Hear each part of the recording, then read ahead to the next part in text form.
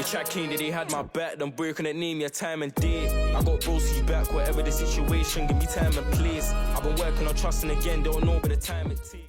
Salut la team Sorar, j'espère que vous allez bien et que vous passez un bon dimanche. On se retrouve pour une 46e projection galerie, celle de l'ami Ciel 13. Ciel 13, il m'a contacté il y a un petit bout de temps via Discord et donc on a échangé sur sa galerie. Vous allez voir, elle est plutôt très bien construite. On passe tout de suite à ce qu'il nous dit.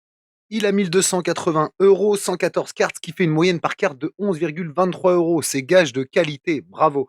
Fan de l'OM, son objectif c'est gagner enfin une Game Week. Ça m'est arrivé il y a pas longtemps, je comprends. Revendre ses rewards pour stocker de l'argent et préparer la saison prochaine en in-season et ainsi ne pas manquer le train. Ça c'est hyper intéressant. C'est une bonne remarque effectivement d'investir tout de suite en in-season pour essayer d'aller chercher du cash rapidement.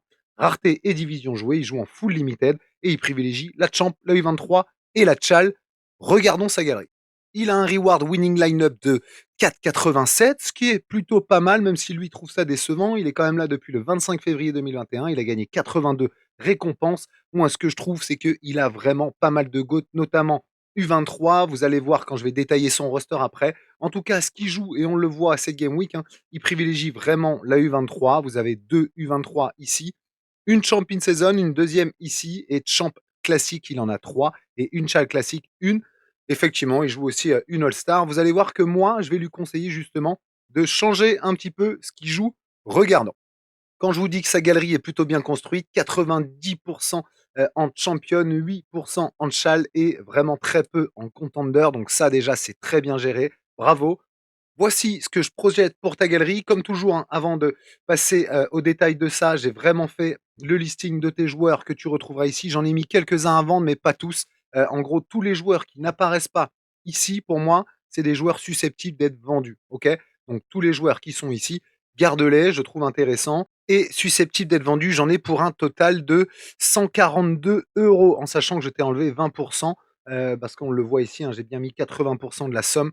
Donc 142 € de vente, ça te fait quand même pas mal de joueurs à vendre. Maintenant, je ne vends pas non plus de gros goats, je garde bien tes goats. Tous ceux qui sont en vert ici, c'est des joueurs que tu as en in-season, et tous ceux qui sont en orange, c'est les joueurs sur lesquels je vais passer et surtout passer un peu de temps parce que c'est les joueurs que je recrute pour ta galerie. Regardons déjà, tu as un bon roster U23 pour moi, très bon même, sauf la défense.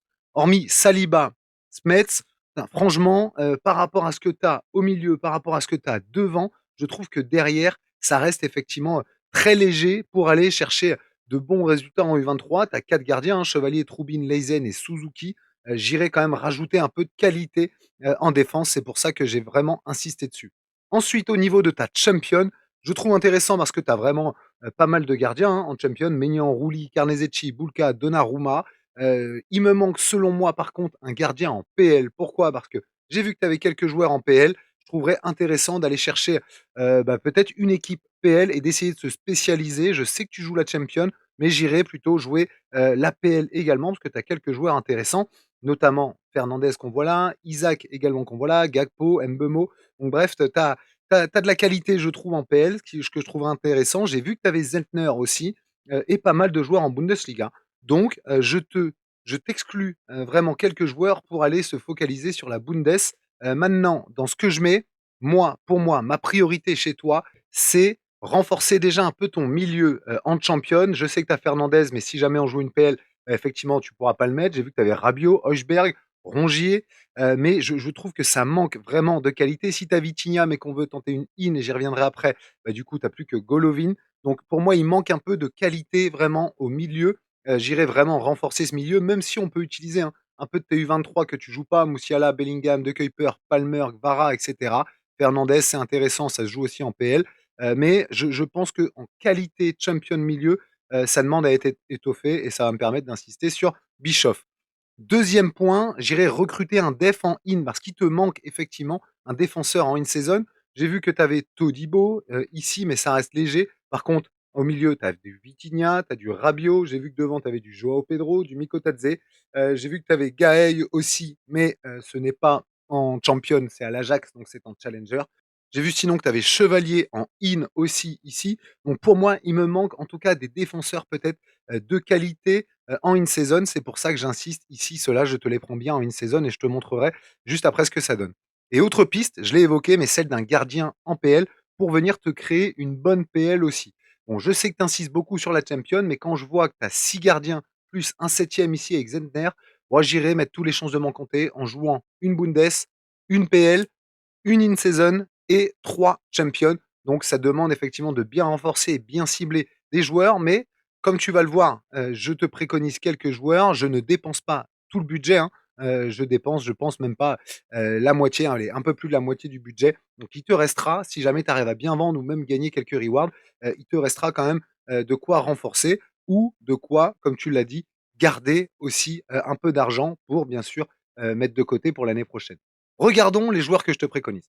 C'est un joueur que j'ai pris il y a pas si longtemps que ça, on le voit ici. Alors, je l'ai pris à 13,87, il est à 18 € en floor price, il a bien monté, mais ses résultats aussi me font dire que ce joueur, il est intéressant, non seulement parce qu'il joue milieu plutôt à Francfort et qu'il a une carte défenseur, et on le voit là, il est capable d'aller chercher du AA et beaucoup de AA sur certains matchs, comme contre Dortmund, où il vient faire 56 de AA ici. Mais sinon, ça tourne plutôt pas mal, hein, aux alentours de 20 de AA également. Et puis, comme il joue milieu, beaucoup de chances aussi d'être décisif. On le voit, une passe D ici, 2 passes D là, même des buts.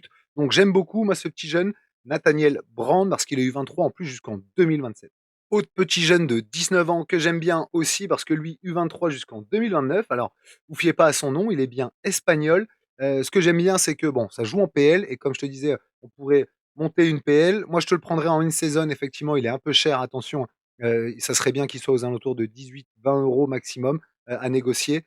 Mais regardez ses scoring, en tout cas, à ce jeune, même quand ça fait pas de clean sheet, comme on le voit là, hein, par exemple, contre Chelsea, il va quand même chercher 32 à 29 ici, 59 ici, 40 là.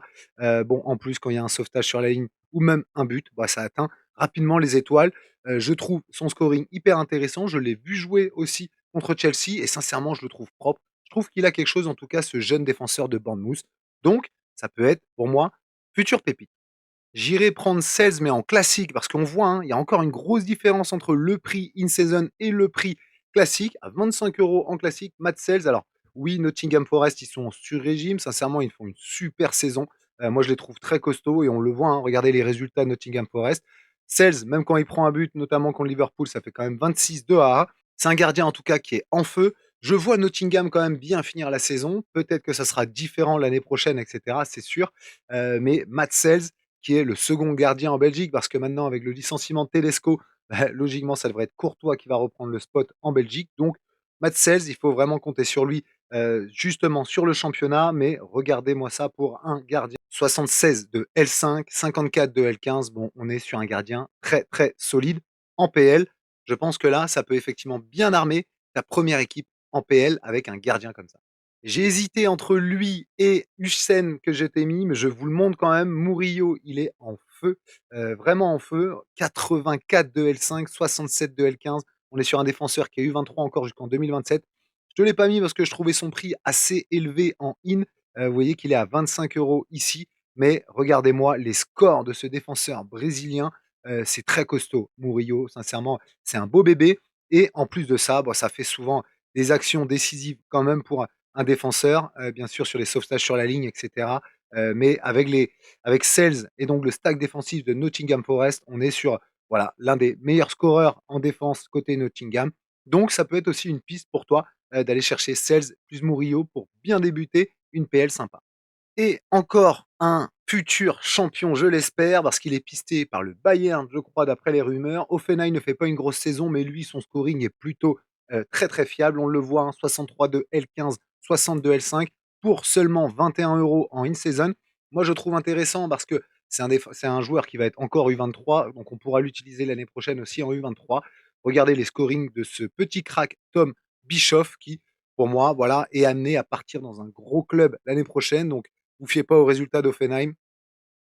Donc, vous fiez pas aux résultats d'Offenheim parce que je pense que Bischoff, il a un bel avenir devant lui. On est, oui, sur une petite pépite côté Bundesliga qui, je l'espère, va continuer en tout cas à nous faire ce scoring-là et dans un club qui domine un peu plus. Ça serait de bon augure. Et enfin, je me pose la question de garder ta tchal. Pour moi, tu as peu de GOAT en tchal, hormis Anko, qui a 9 € hein, en classique de Feyenoord. Tu as Stengs, tu as Koop Miners, tu as Sauer et Rhodes devant. Ah, je trouve pas que ça soit une tchal assez solide, en tout cas selon moi. je m'interroge, je me dis: «Est-ce qu'il faut pas la vendre pour justement aller renforcer peut-être ta champion?» Avec, on le voit, hein, des cracks comme ça, comme, je viens de vous montrer, ou en tout cas des futurs cracks, ou au moins, peut-être la vendre dès maintenant et puis, garder de côté pour justement les futurs in season l'année prochaine. Je me pose vraiment la question de garder cette châle parce que oui, je te mets Troubine et Leysen, mais que tu vas quand même privilégier, je pense, en U23. Donc quand tu mets pas l'un des 2 en U23, tu mets l'autre ici. Mais du coup, voilà, je trouve pas que tu as un roster, assez qualitatif pour aller, combattre, j'ai envie de dire, les stacks PSV et autres stacks Bruges et cetera, voire même Benfica. J'espère que ça te plaît, en tout cas comme projection, la Ciel 13. J'en profite, avec la Raid Rivals, nous, on a un Discord déjà avec, une trentaine, de suiveurs. Bah, je vous propose, si vous êtes intéressés, de venir me MP pour rejoindre ce Discord. On est en train de le restructurer, on va essayer de le faire gonfler. Ça va vraiment être un Discord, voilà, pour les gens qui débutent, qui veulent pas se prendre la tête. C'est un Discord, avec, beaucoup de bienveillance. On demande pas non plus une assiduité folle, mais si vous avez des questions, au moins vous avez peut-être un forum sur lequel la poser et on essaiera avec les gars d'y répondre avec, bien entendu, de l'humour et de la bienveillance. C'est ce qui nous caractérise. Donc si vous êtes intéressé pour rejoindre ce Discord, je mets le lien de, mon lien Discord perso dans la vidéo et je vous enverrai l'invite en privé. C'est un Discord que je veux rester fermé pour justement qu'on reste vraiment entre gens good vibes entre nous. À très vite les amis pour une prochaine vidéo. Salut. And I've always been DTP, I've never been CLB like.